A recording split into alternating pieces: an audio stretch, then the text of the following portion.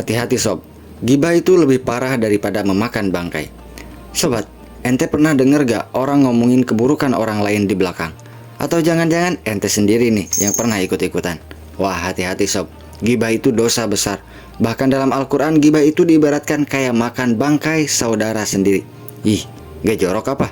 Nah, di video ini kita bakal bahas apa itu gibah, kenapa gibah itu dilarang, dampak buruk apa, dan gimana cara berhenti dari kebiasaan gibah. Tapi sebelum lanjut sob, jangan lupa like, share, dan subscribe. Aktifkan notifikasinya biar nggak ketinggalan video islami lainnya. Oke sobat, tanpa banyak cang-cing-cong, mari kita langsung masuk ke pembahasannya.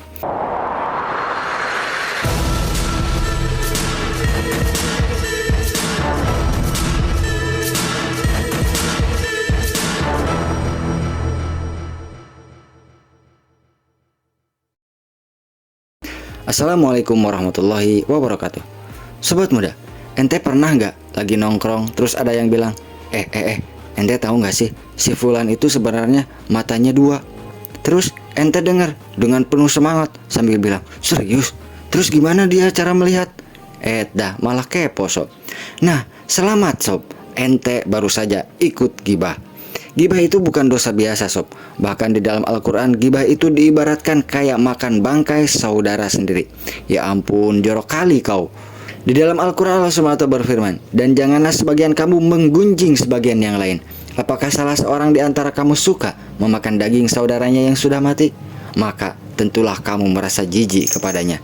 Quran Surah Al-Hujurat ayat 12. Mau tahu kenapa gibah itu bahaya dan gimana cara berhentinya sob? Apakah itu gibah? Sobat muda, gibah itu ngomongin keburukan orang lain yang kalau dia dengar, dia pasti nggak suka. Rasulullah SAW bersabda, gibah itu adalah kamu menyebutkan sesuatu tentang saudaramu yang dia tidak suka. Hadis riwayat Muslim. Kalau yang ente bilang itu benar, maka itu gibah. Kalau yang ente bilang itu bohong, maka itu fitnah. Kalau ente dengerin doang tapi nggak ikut ngomong, tetap dosa sob, karena ente nggak cegah atau menghindar dari perbuatan tersebut. Jadi jangan pernah mikir, aneh kan cuma dengerin doang kok. Itu tetap sob, tetap kena. Mau dengerin doang atau jadi pembicaranya atau bahkan mau jadi komentatornya, itu tetap kena dosanya sob. Kenapa gibah itu dilarang? Sobat muda, kenapa gibah itu dosa besar? Ini alasannya. Rasulullah SAW bersabda, barang siapa beriman kepada Allah dan hari akhir, maka hendaklah ia berkata yang baik atau diam. Hadis riwayat Muslim. Cicing, repeh, tong ganeng, tong loba omong. Efek buruk dari gibah. Yang pertama, merusak hubungan dan menimbulkan permusuhan. Dulu temenan, gara-gara digibahin jadi musuh. Ini contohnya banyak nih kayak gitu sob.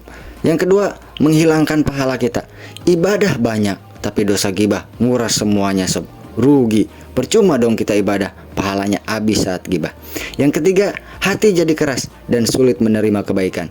Karena sering ngomongin keburukan orang, sudah pasti akan merasa lebih baik dari orang yang kita sebut-sebutkan keburukannya tersebut. Sulit menerima nasihat. Mau pahala ente diambil orang di akhirat? Kalau nggak mau, ya stop gibah sob. Gimana cara berhenti gibah? Sobat muda, kalau ente udah kebiasaan gibah, coba deh lakuin ini. Yang pertama, ingat kalau gibah itu dosa besar. Bayangin, ente lagi makan bangkai teman ente sendiri. Jijik nggak sih? Yang kedua, jaga lisan dan pikiran sebelum ngomong.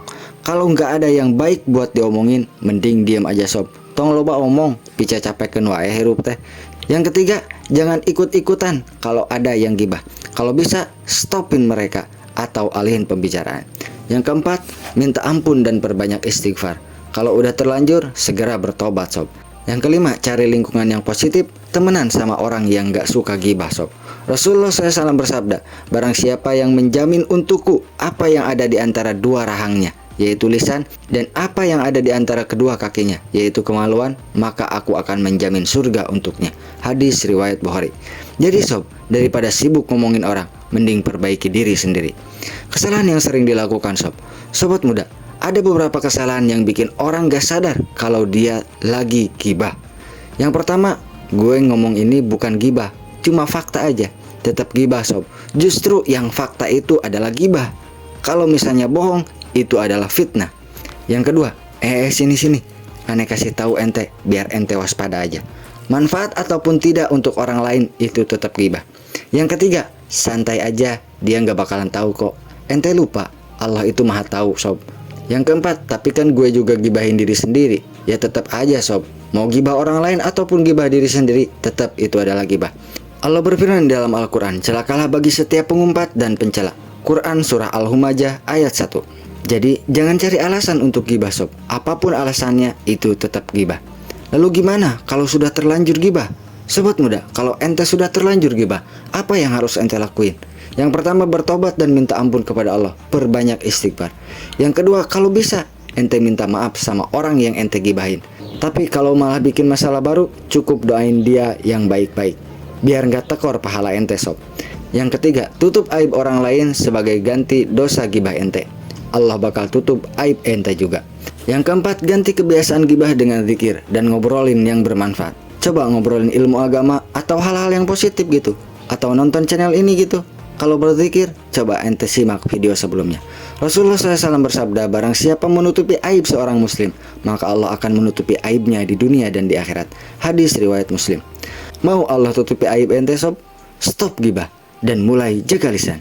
Jadi sobat muda, daripada sibuk ngomongin orang, mending kita sibuk perbaiki diri sendiri. Kalau video ini bermanfaat, jangan lupa share ke teman-teman ente biar makin banyak yang ngerti. Dan pastinya subscribe biar nggak ketinggalan konten Islami lain. Sampai jumpa di video berikutnya. Assalamualaikum warahmatullahi wabarakatuh.